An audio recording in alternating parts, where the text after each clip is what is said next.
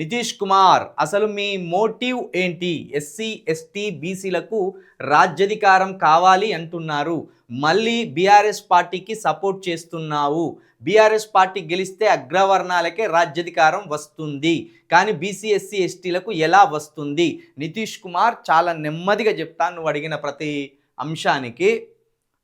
SC BC ఎస్టీలకు రాజ్యాధికారం కావాలి అంటున్నారు కదా. నేను అంబేద్కర్ గారి 1931, 1932 లండన్ సమావేశాలను ఫాలో అవుతా. గాంధీ గారు 1931లో రౌండ్ టేబుల్ సమావేశాలకు వెళ్ళినప్పుడు అంబేద్కర్ గారు భారతదేశానికి పెద్ద బాధ్యత వహించి భారతదేశ స్వతంత్రానికి పెద్ద దిక్కుగా నిలిచి రౌండ్ టేబుల్ సమావేశంలో మా దేశానికి స్వతంత్రం ఇవ్వండి అని గొంతిప్పి మాట్లాడి మొత్తం ఆ సభను తన వైపు తిప్పుకున్నాడు. ఈ భారతదేశ ప్రజల్లో కావచ్చు, అక్కడ బ్రిటిష్ ప్రభుత్వంలో కావచ్చు, అంబేద్కర్ ఇంత అద్భుతంగా భారతదేశం గురించి ఆలోచిస్తున్నాడా అని వాళ్ళలో కనువింపు కలిగించాడు. అదే 1932 రౌండ్ టేబుల్ సమావేశంలో గాంధీ గారు కూడా వెళ్ళిన తర్వాత అంబేద్కర్ గారు అప్పుడు దేశం గురించి మాట్లాడకుండా తన జాతి గురించి మాట్లాడాడు. ఇక్కడ గాంధీ గారు వచ్చిండ్రు, ఇప్పుడు ఆయన భారతదేశం గురించి మాట్లాడతాడు. నేను నా దళిత జాతి కోసం, వాళ్ళ రిజర్వేషన్స్ కోసం మాట్లాడుతున్నా అని మరొక స్ట్రాటజీ ఎత్తుకున్నాడు. అలాగే చిలక ప్రవీణ్ కూడా తెలంగాణలో ఇప్పటికిప్పుడు ఎస్సీ బీసీ ఎస్టీల చేతికి అధికారం వచ్చే అవకాశాలు కనుచూపు మేరలో కనబడతలేవు. కనబడపోయినంత మాత్రాన నాలాంటి వాళ్ళు మాట్లాడకుండా ఉంటే కనీసం వినేవాళ్ళు, స్ఫూర్తి పొందే వాళ్ళు కూడా ఉండరు. కాబట్టి ఎప్పటికప్పుడు ఎస్సీ బీసీ ఎస్టీల ఐక్యత గురించి ప్రతిరోజు మాట్లాడతా. ఇది నా తెలంగాణ కాబట్టి నా తెలంగాణకు జరిగే అన్యాయాన్ని, అక్రమాలను ఎవరు గొంతెత్తి నిలదీసి తెలంగాణను కాపాడుకోవడానికి ప్రయత్నం చేస్తారో వాళ్లకు నా వంతుగా నా గొంతును సవరిస్తా. కాబట్టి మీకు అర్థం కాకపోతే అది నా పొరపాటు కాదు, అది మీ పొరపాటు అవుతుంది.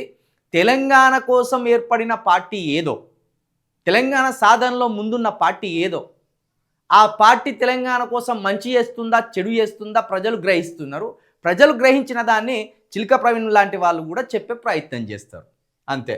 ఇక బీఆర్ఎస్ పార్టీ అగ్రవర్ణాల పార్టీ కదా అంటున్నా. అగ్రవర్ణాల పార్టీ కాదు, అది శూద్ర పార్టీ. వెలుమలు అగ్రవర్ణాలు కాదు, ఆధిపత్య కులాలు. వర్ణం వేరు, కులం వేరు. మనుధర్మశాస్త్రంలో బ్రాహ్మణులు, క్షేత్రియులు, వైశ్యులు, శూద్రులు. మరి వెలుమ కులం వైశ్యులా, వైశ్యవర్ణమా వెలుమ కులం? లేకపోతే క్షేత్రియులా, లేకపోతే బ్రాహ్మణుల? శూద్రులు అంటే ఎవరు? పాదాల నుండి పుట్టినోళ్ళే కదా మన ధర్మశాస్త్రం ప్రకారం. మరి ఆ ప్రకారం తీసుకుంటే ఇదే తెలంగాణలో 100% బీఆర్ఎస్ పార్టీకి ప్రజలు సపోర్ట్ చేయడంలో తప్పేం లేదు. ఇక్కడ క్షేత్రియులు ఎవరు ఉన్నారు?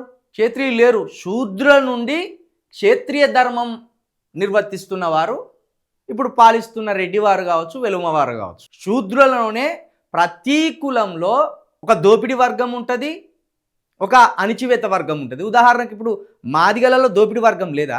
బీసీలలో దోపిడీ వర్గం లేదా? ఎస్టీలలో దోపిడీ వర్గం లేదా? కులంలోనే ఓ దోపిడీ వర్గం ఉంటుంది, ప్రతి కులంలో అది. కాబట్టి ఇక్కడ ప్రతిదాన్ని కులానికి అన్వయించుకుంటే మరి కులంలో ఉన్న దొంగలను ఎవరు దొరకబట్టాలి? కాబట్టే ప్రాంతం కోసం కొన్నిసార్లు మాట్లాడవలసి వస్తుంది, జాతి కోసం కొన్నిసార్లు మాట్లాడవలసి వస్తుంది. అది ఎట్లా జరిగే అన్యాయాన్ని బట్టి మాట్లాడవలసి వస్తుంది. ఎవరున్నారా ఇప్పుడు తెలంగాణలో బహుజన రాజ్యాధికారం తెచ్చే లీడర్లు? ఒక 2 పేర్లు చెప్పుర్రి. కనీసం వాళ్ళకు కాంశీరామ్ రాజకీయం కూడా అర్థమైతే లేదు. ఏమన్నా అంటే వాళ్ళు ఏం చేస్తారంటే మన యేసు ప్రభు సందేశాలు ఇచ్చుకుంటూ పోయినట్టు పోతాను కొందరు. అట్లా వస్తా అదే రాజకీయం. ఎంత స్పీడ్ యుగం ఇది, ఎంత స్పీడ్గా వెళ్తున్నాయి రాజకీయాలు. గంటకు రాజకీయం మారిపోతుంది. ఇంకా వీళ్ళు బోధన చేస్తాను. బోధన సరే, బోధన ఎక్కడ చేయాలి? బోధన క్లాసులలో చేయాలి, శిక్షణ తరగతులలో బోధన చేయాలి, సమాజంలో రాజకీయం చేయాలి. సమాజంలో బోధన చేస్తాను, శిక్షణ తరగతుల్లో బోధన చేస్తాను, మరి రాజకీయం ఎక్కడ చేస్తారు? అందుకే బహుజన లీడర్లు రాజ్యాధికారానికి అసలు ఒక 1000 కిలోమీటర్ల దూరం ఉండేమో అన్నంత అనిపిస్తాను. అది అర్థం చేసుకో నితీష్ కుమార్. నాలో పొరపాటు లేదు, నాలో ఏమాత్రం స్వార్థం లేదు. నా లైన్లో నేను బందోబస్తుగా బలంగా నిలబడ్డా. అంతెందుకు నితీష్ కుమార్, చిలక ప్రవీణ్ లాంటి ఒక జర్నలిస్టు, రాష్ట్రంలో అందరికీ తెలిసిన జర్నలిస్టు, పేరున్న జర్నలిస్టు 90 రోజులు జైల్లో ఉంటే మా ఎస్సీ బీసీ ఎస్టీలకు సంబంధించిన ఈ జర్నలిస్టు ఎక్కడ పోయిండని ఒక్క బహుజన లీడర్ పోస్ట్ పెట్టలేదు. ఒక్క బహుజన లీడర్ కనీసం ప్రెస్ మీట్ ముందుకు వచ్చి మాట్లాడలేదు. ఇక గీవులతోటి అత్తాదా రాజ్యాధికారం? గీవులు తెస్తారు ఇక మనం చూస్తామా? పనికిరాని ముచ్చట్లు ఇవన్నీ.